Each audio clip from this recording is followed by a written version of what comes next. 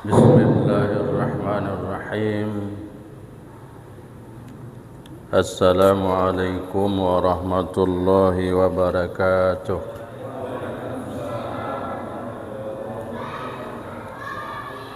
Hamdan syukran lillah, salatu wassalamu ala rasulillah wa ala alihi wa sahbihi wa mawalah. La hawla wa la quwata illa billah. Asyhadu an la ilaha illallah wahdahu la syarikalah wa asyhadu anna Muhammadan abduhu wa rasuluh la nabiyya ba'dah ila yaumil qiyamah. Allahumma salli ala sayyidina Muhammad wa ala alihi wa sahbihi wa sallim. Faqala Allah ta'ala fi kitabihil karim, a'udzu billahi minasy syaithanir rajim. Bismillahirrahmanirrahim. Wa iz qulna lil malaikati isjudu li adama fasajadu illa iblis aba wastakbara wa kana minal kafirin. Sadaqallahul azim. Jamaah pengajian yang mudah-mudahan senantiasa dirahmati Allah, yang mudah-mudahan kita semuanya sehat selalu, lahir dan batin.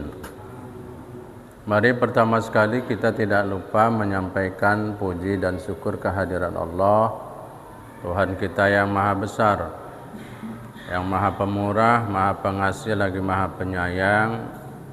Kembali dengan izin Allah, malam ini kita dapat bertemu, kita dapat berjumpa dalam keadaan sehat walafiat. Mudah-mudahan pertemuan kita diberkahi, diridhoi dan diberikan nilai pahala oleh Allah Subhanahu wa taala. Kemudian tak lupa selawat beriring salam keharibaan junjungan kita, panutan kita, orang yang paling sangat kita cintai, Nabi besar Muhammad sallallahu alaihi wasallam. Allahumma salli ala Sayyidina Muhammad wa ala ali Sayyidina Muhammad beserta keluarga, sahabat dan pengikutnya yang salihin hingga hari kemudian. Malam ini tanggal 13 Zulhijjah 1443 Hijriah, dan malam ini malam tasyrik terakhir, dan kita masih disunatkan untuk bertakbiran. Jadi takbir ini terbagi dua. Ada namanya takbir mutlak, ada takbir muqayyad. Takbir mutlak itu dilakukan mulai tanggal 10 sampai dengan tanggal 13 Zulhijjah. Sedangkan takbir muqayyad itu disunatkan apabila kita selesai melaksanakan sholat fardu, maka disunatkan kita bertakbiran sampai tanggal 13 Zulhijjah waktu sholat asar besok. Mudah-mudahan dengan kita mengagungkan Allah, membesarkan Allah, tentu keimanan kita bertambah, keistiqomahan kita mudah-mudahan dapat kita pertahankan. Amin. Ya Allah, amin ya rabbal alamin. Salah satu sifat yang paling buruk dan yang paling dibenci oleh Allah dan dibenci oleh baginda Rasulullah sallallahu alaihi wasallam adalah sifat takabur. Kalau bahasa kita sifat sombong, arogan, atau istilah lain angkuh.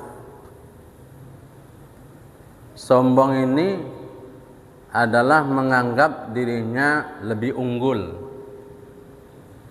lebih hebat, lebih baik, lebih alim, lebih abid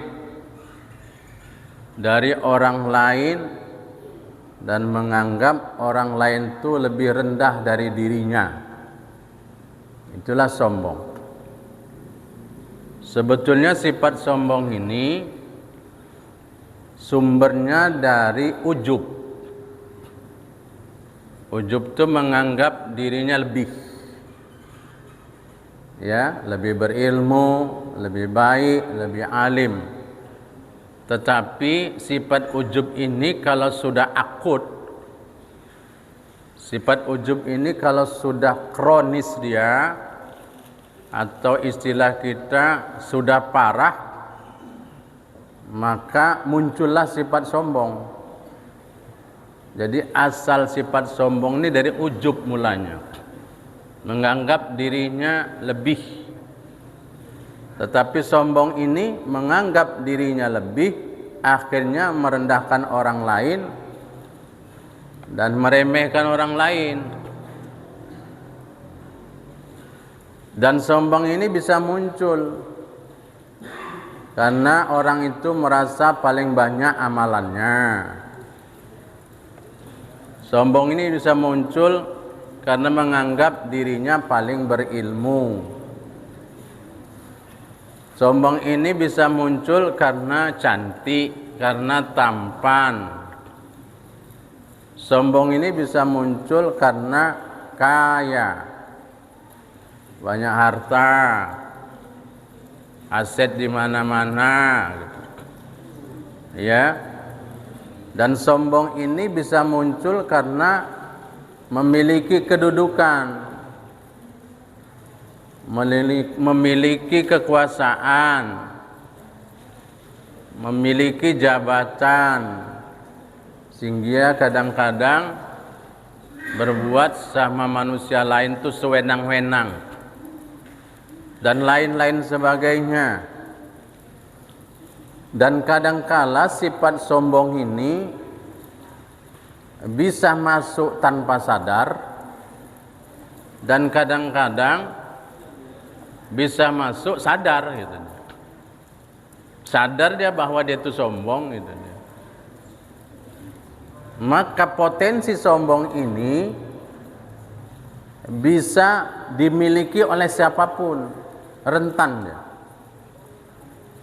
Rentan kena siapapun kalau kita nggak hati-hati. Mungkin kita pernah mendengar riwayat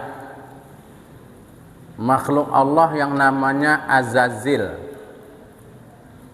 Ini Azazil nih Pak, paling taat ini, paling patuh ini, ahli ibadah, ahli zikir. Azazil ini pada mulanya ribuan tahun dia beribadah kepada Allah, ribuan tahun, sehingga malaikat itu kagum kepada Azazil ini, dan dia diangkat oleh Allah derajatnya. Tetapi ketika dia mempertontonkan sifat takaburnya di hadapan Allah, maka dia menjadi makhluk yang paling hina, paling terkutuk, ya. Maka berubahlah dia menjadi iblis. Apa sifat dia? Sombong. Dia menjadi makhluk yang terkutuk sepanjang masa, dan nanti di akhirat dia masuk ke dalam neraka bersama pengikut-pengikutnya kekal selama-lamanya. Perhatikan firman Allah Subhanahu wa taala di dalam surah Al-Baqarah ayat 34. A'udzu billahi minasyaitonir rajim. Wa iz qulna lil malaikati isjudu li adama fasajadu illa iblis aba wastakbara wa kana minal kafirin.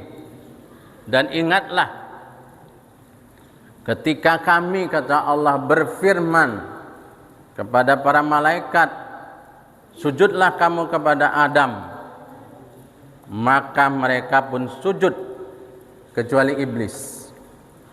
Sujud di sini bukan sujud ta'zim, bukan mengagungkan, tapi penghormatan.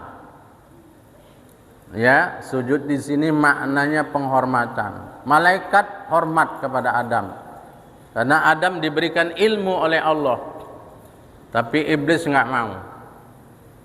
Ya, maka aba wastakbara wa kana minal kafirin.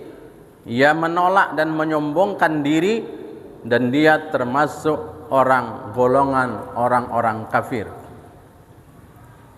Karena iblis ini merasa bahwa lebih senior daripada Adam. Adam itu junior, anak baru gitu. Merasa dia lebih tua, lebih senior dari Adam. Inilah yang dipertontonkan oleh iblis, sehingga dia termasuk makhluk yang terkutuk, hina di sisi Allah Subhanahu wa taala. Sifat sombong ini sebetulnya merugikan kepada si pelaku, dan nanti di akhirat dia akan memperoleh kesengsaraan.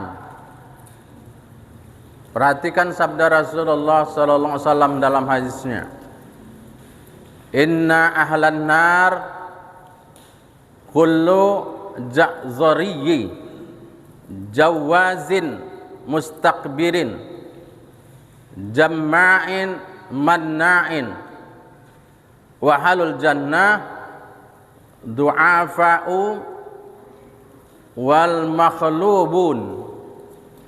Kata Rasul, sesungguhnya penduduk neraka itu adalah orang yang kasar, orang yang sombong, orang yang sombong ketika berjalan, jalannya dibuat-buat gitu, nampak lebih hebat gitu. Orang yang sombong dalam semua perilaku. Kadang-kadang sombong ini terbawa melalui ucapan,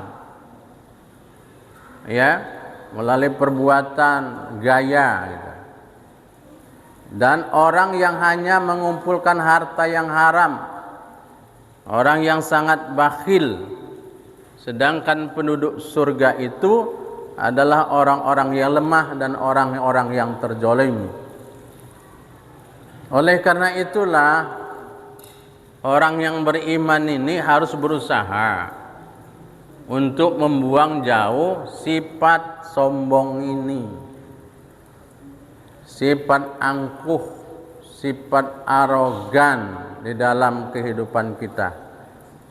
Dan agama kita mendidik kita menjadi orang yang tawadhu. Tawadhu itu apa? Rendah hati dan dapat menghargai orang lain. Jangan meremehkan, merendahkan orang lain. Perhatikan firman Allah di dalam Al-Quran. Surah Al-Furqan ayat 63. A'udzu billahi minas syaitonir rajim.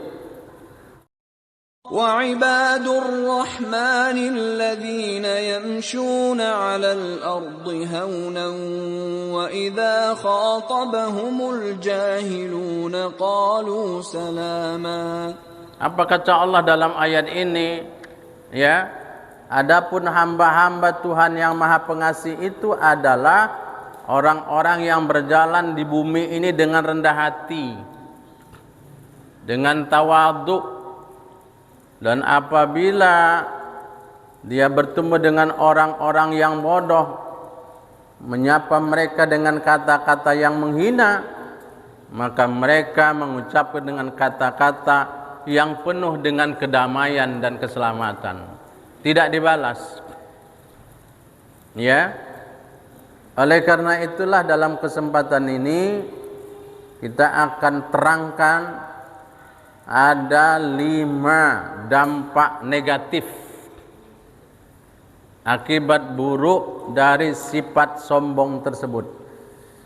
Mudah-mudahan kita berusaha untuk menghindarkannya, karena bahayanya ini luar biasa. Apa yang pertama dampak negatifnya? Orang yang sombong ini akan menjadi penghuni neraka. Ya, orang yang sombong itu tentu akan menjadi penghuni neraka. Tentu bersama iblis, bersama setan dan pengikutnya. Karena dia telah memiliki sifat sombong yang telah dimiliki oleh iblis lebih dahulu. Perhatikan firman Allah Subhanahu wa taala dalam surah Az-Zumar ayat 60. Allah berfirman, A'udzu billahi minasy syaithanir rajim. Bismillahirrahmanirrahim. ويوم القيامة ترى الذين كذبوا على الله وجوههم مسودة أليس في جهنم مثوى للمتكبرين. Apa kata Allah dalam ayat ini? Dan pada hari kiamat engkau akan melihat orang-orang yang berbuat dusta terhadap Allah, wajah mereka itu menghitam. Bukankah neraka jahanam itu tempat tinggal bagi orang-orang yang menyombongkan diri? Jadi orang-orang yang menyombongkan diri itu sudah disiapkan Allah tempatnya di dalam neraka. Na'udzubillah. Kita berlindung kepada Allah. Mudah-mudahan kita terjauhkan. Amin. Yang kedua, orang yang sombong itu tidak akan masuk surga.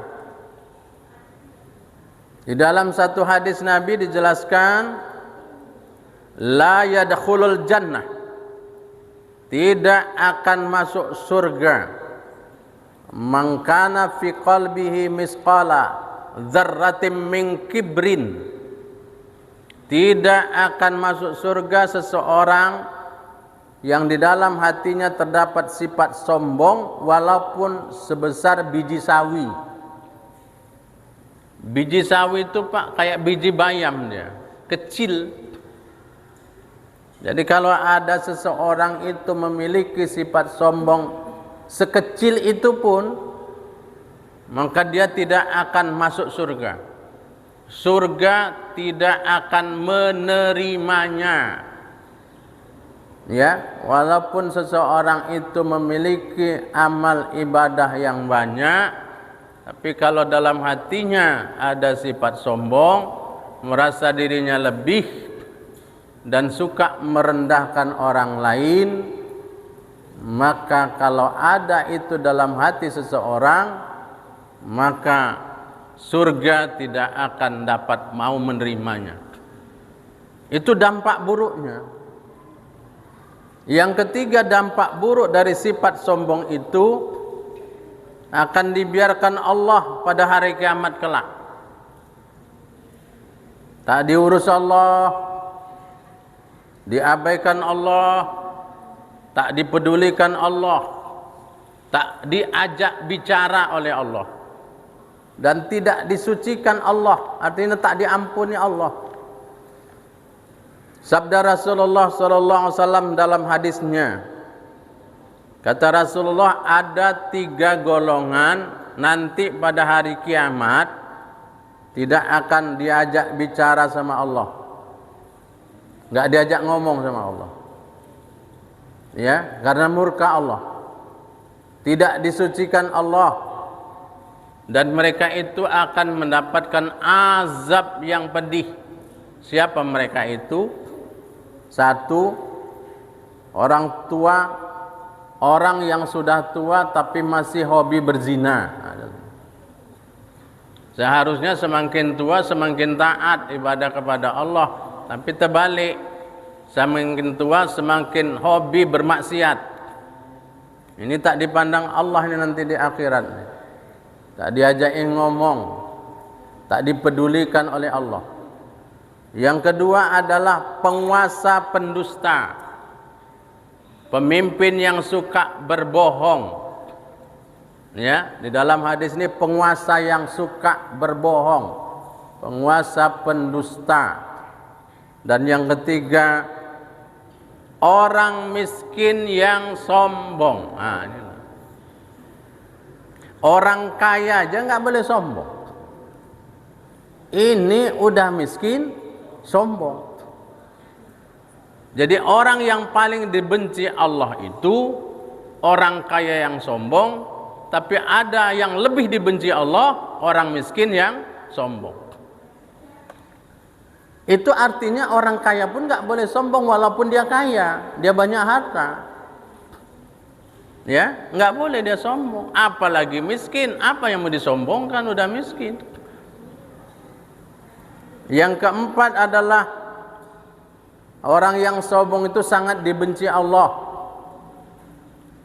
Ya, dan sangat dibenci oleh baginda Rasulullah sallallahu alaihi wasallam. Kalau kita buka nanti dalam surah Luqman ayat 18, bagaimana Luqmanul Hakim itu mengajari anaknya. Ini seorang bapak ini. Luqmanul Hakim itu kan sosok seorang ayah yang dia berhasil mendidik anak-anaknya, ya, sehingga karena dia berhasil mendidik anak-anaknya, maka namanya dia itu diabadikan menjadi nama satu surah dari Al-Quran. Sosok ayah ini. Ya, bisa kita lihat nanti dalam surah Luqman ayat 18. A'udzu billahi minasy syaithanir rajim. Wala tusa'ir khaddaka linnas wala tamsi fil ardi marha. Innallaha la yuhibbu kulla mukhtalin fakhur. Luqman berkata kepada anaknya, dan janganlah kamu memalingkan wajahmu dari manusia karena sombong. Menurut ahli tafsir, memalingkan wajah itu bermakna ada dua hal maknanya. Satu, memalingkan wajah berarti nggak perlu dengar apa yang dibilang orang. Nah, itu sombong. Itu udah maknanya dalam ayat ini, memalingkan wajah. Yang kedua, memalingkan wajah bermakna tak peduli dengan apa yang disampaikan orang. Itu menurut ahli tafsir. Maka Luqmanul Hakim melarang anaknya, jangan kamu memalingkan wajahmu. Kita aja dalam kehidupan sehari-hari kita, Pak, kalau ada kita ngomong orang memalingkan wajahnya, itu ciri orang sombong tuh. Karena dia menganggap apa yang disampaikan orang tuh nggak perlu gitu. Karena dia merasa dia lebih dari orang lain. Yang kedua adalah Luqmanul Hakim mendidik anaknya, janganlah berjalan di permukaan bumi ini dengan angkuh. Ada orang jalan tuh, Pak, karena punya jabatan, kedudukan, pangkat, jalannya berbeda dia. Ya, lain jalannya, lain sikapnya. Maka Luqmanul Hakim mengajari anaknya berjalan itu dengan biasa saja, tak usah dibuat-buat. Kalau bahasa kita di sini, usah lagak. Nah, itulah dia. Ya, kan ada orang jalan tuh belagak, lagak pintar, lagak kaya, itu dia. Itu dilarang dalam hukum agama. Di ujung ayat ini Allah menyatakan sesungguhnya Allah tuh tak suka dengan orang-orang yang sombong dan orang yang suka membangga-banggakan dirinya. Jangan kita seperti itulah, suka membangga-banggakan diri kita di hadapan orang. Yang kelima, dampak buruk, dampak negatif dari sifat sombong itu tidak senang menerima kebenaran, tidak suka menerima nasihat. Orang sombong itu tak senang mendengarkan nasihat. Apa sebab? Karena dia merasa lebih dari orang itu, merasa lebih pintar, merasa lebih berilmu. Jadi sehingga kebenaran itu, walaupun itu kebenaran, dia tolak karena sifat sombongnya lebih dominan, lebih besar dia sifat sombongnya itu. Ya, karena sifat sombongnya itu lebih besar, sehingga walaupun yang disampaikan itu kebenaran, dia tolak, dia nggak terima itu. Bukan saja dia menolak kebenaran, tapi dipalingkan Allah dari kebenaran. Bahkan Allah tutup hatinya, Allah kunci hatinya. Kalau sudah orang itu dikunci hatinya, itu sulit menerima kebenaran. Perhatikan firman Allah Subhanahu wa taala di dalam surah Al-Ghafir ayat 35. A'udzu billahi minasy syaithanir rajim. Kadzalika yatba'ullahu ala kulli qalbin mutakabbirin jabbarin. Apa artinya? Demikianlah Allah mengunci hati setiap orang yang sombong dan berlaku sewenang-wenang kepada orang lain, berlaku zalim. Jadi kalau sudah dikunci hatinya, maka kebenaran itu nggak bisa masuk dalam hatinya. Yang kunci itu Allah. Na'udzubillah, dikunci untuk orang-orang yang sombong. Berdoalah kita kepada Allah agar kita ini terhindarlah dari sikap-sikap yang saya sebutkan tadi, karena dampaknya luar biasa dalam kehidupan kita, baik di dunia maupun di akhirat. Apa yang harus kita lakukan? Ada 5 upaya untuk mengikis sifat sombong. Ini menurut petunjuk agama ini. Jadi kalau ada pertanyaan, bagaimana Pak ya supaya sifat sombong itu bisa kita kikis, kita hilangkan maksudnya. Kita hilangkan dalam diri kita, perlahan-lahanlah untuk kita hilangkan. Ada 5 caranya. Mudah-mudahan 5 ini dapat kita terapkanlah dalam kehidupan kita, sehingga sifat tawaduk yang ada sama kita, walaupun kita mungkin berilmu, kita berharta, tapi semua itu kan sementara Pak. Maka kita tinggalkan dalam hidup kita ini. Maka yang pertama, kalau kita hendak menghilangkan sifat sombong itu, pertama, jadilah kita orang yang banyak bersyukur kepada Allah atas segala nikmat yang Allah berikan kepada kita. Kalau hari ini kita masih sehat, bersyukurlah. Kalau hari ini kita masih dapat istirahat dengan baik, bersyukurlah. Itu nikmat Allah. Kalau hari ini kita masih dapat merasakan makan, minum, bersyukurlah. Berapa banyak orang yang tak lagi merasakan nikmatnya makan dan minum itu. Berapa banyak orang yang istirahatnya pun aja Pak selalu terganggu.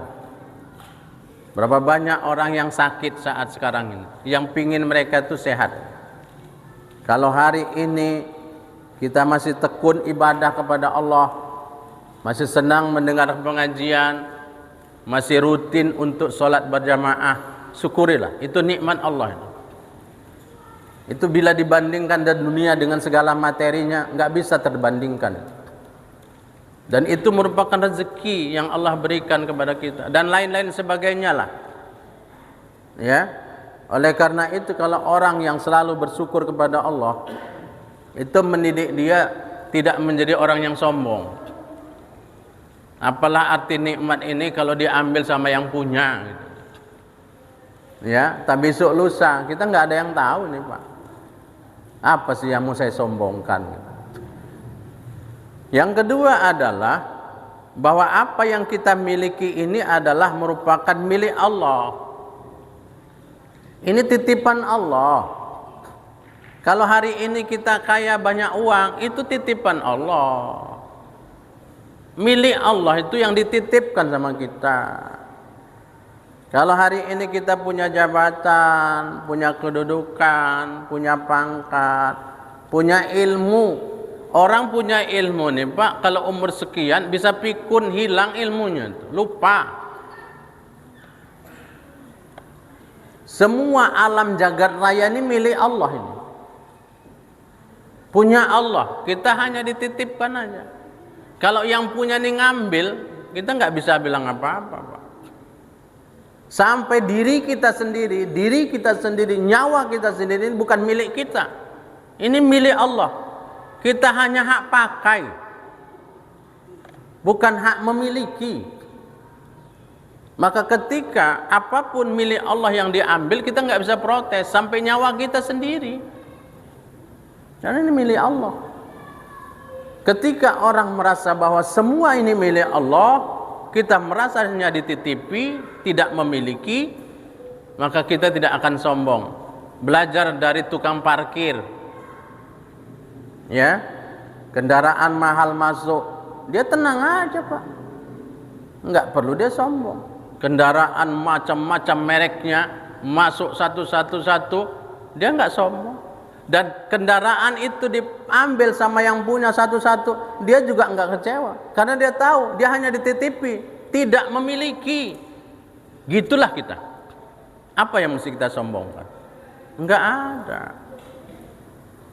Nggak ada yang perlu kita sombongkan, Pak.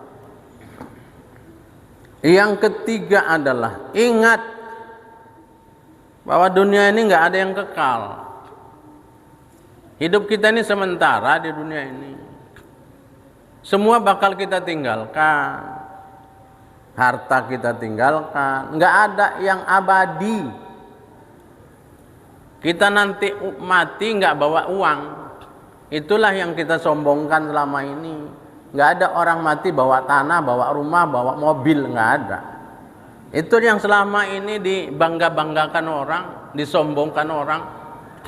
Nggak ada yang abadi di dunia ini. Hanya amal ibadah kita lah yang kita bawa nanti. Kalau ada amal ibadah kita, ya. Jadi kalau kita merasa dunia ini sementara, ini semua bakal kita tinggalkan. Nggak ada yang kita bawa. Sehebat-hebatnya manusia, Pak, bakal jatuh. Bagaimana hebatnya Fir'aun itu? Bagaimana hebatnya Qarun itu? Sampai kekayaan Qarun itu, kunci harta, tempat gudang harta dia itu nggak bisa sanggup dibawa manusia, dibawa kuda, saking banyaknya lah itu. Kita nggak bayangkan Pak, manusia sejagat ini belum pernah punya, saya pikir, kekayaan seperti Qarun, nggak ada. Jadi kalau cerita orang kaya udah viral duluan Pak sejak Nabi Musa, itulah Qarun. Ya. Yang keempat, semua yang ada di alam ini Allah yang atur, Allah yang menetapkan, dan semua yang terjadi ini atas kehendak Allah. Jadi semua ini atas kehendak Allah. Tak ada lagi peluang manusia itu takabur, ya, merasa dirinya lebih besar. Bayangkanlah Fir'aun itu karena merasa dirinya lebih hebat, mengaku dirinya Tuhan. Na'udzubillah. Ya. Yang kelima, yang terakhir, bagaimana supaya kita terhindar dari sifat sombong. Nah, ada doa. Doa ini kalau bisa dihafal-hafal, diingat. Ini doa ini diajarkan oleh Rasulullah.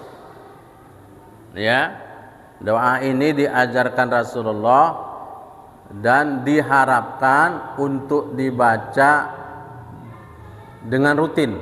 Artinya selalu kita baca. Ya, sendiri kita, atau kita selepas sholat, atau selepas kita mengaji dan sebagainya, doa ini penting kita baca.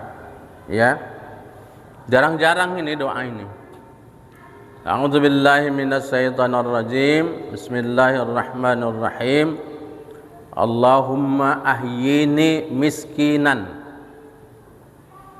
Allahumma ahyini miskinan wa amitni miskinan wa syurni fi zumratil masakin. Ya, saya ulangi lagi. Doa dari Rasulullah, baik kita baca rutin.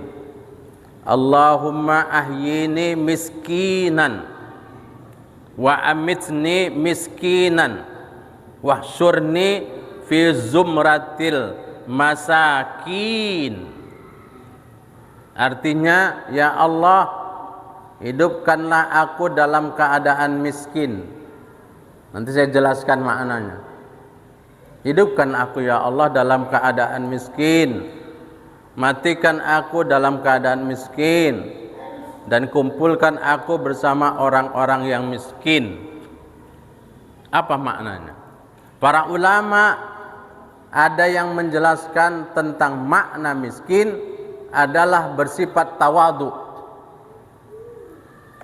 Artinya ya Allah, hidupkan aku dalam keadaan tawadu ya Allah, rendah hati, tidak menjadi orang yang sombong. Jadikan aku ya Allah orang-orang yang rendah hati, walaupun Engkau memberikan ya kelapangan terhadap diriku, rezeki kepada diriku. Ya Allah, matikan aku dalam keadaan tawadu, keadaan miskin, dan kumpulkan aku bersama orang-orang yang tawadu, yang rendah hati. Kalau orang tawadu itu Pak, orangnya rendah hati. Rasulullah itu paling tawadu itu Pak. Dia enggak pilih-milih itu. Orang miskin dilayani, bangsawan dilayani. Ya. Berapa banyak sahabat-sahabat Nabi itu yang hidupnya pas-pasan tapi mulia di sisi Allah Subhanahu wa taala. Orang tawaduk itu enggak mengurangi Pak nilai-nilai kita, enggak. Makin mulia orang tawaduk. Oleh karena itu di penutup pengajian kita kali ini saya akan bacakan hadis Nabi. Karena kita simpulkan, marilah kita berusaha untuk menghilangkan sifat sombong kalau pernah ada dalam hidup kita. Ya, kalau pernah ada dalam hidup kita, dalam perjalanan hidup kita, karena sangat berbahaya. Dia bukan membahayakan dunia aja, tapi sampai membahayakan akhirat. Ini nasihat Nabi ya.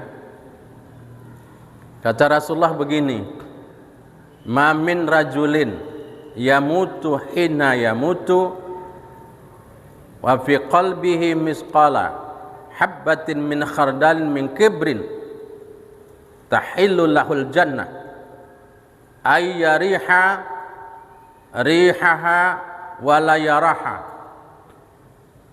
Kata Rasulullah, orang yang meninggal dunia, kalau ada seseorang itu meninggal dunia, dan ketika ia meninggal dunia itu di dalam hatinya masih ada sebesar biji sawi dari sifat sombong, dan dia belum bertobat kepada Allah sampai dia meninggal, maka kata Rasulullah, tidak dihalalkan baginya surga.